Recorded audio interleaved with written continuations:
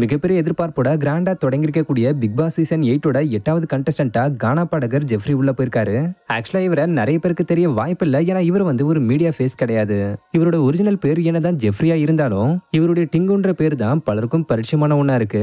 சின்ன வயசுலயே பாட்டு பாடுறது மேல அதிக ஆர்வம் வச்ச ஜெஃப்ரி லாஜிஸ்டிக்ஸ் வேலைகளை பாத்துக்கிட்டு இருக்காரு.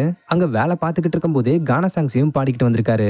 ஒரு கட்டத்துல கானா சாங்ஸ் தான் முக்கியம்னு சொல்லி அதையே அவருடைய தொழிலாவும் மாத்திக்கிட்டாரு.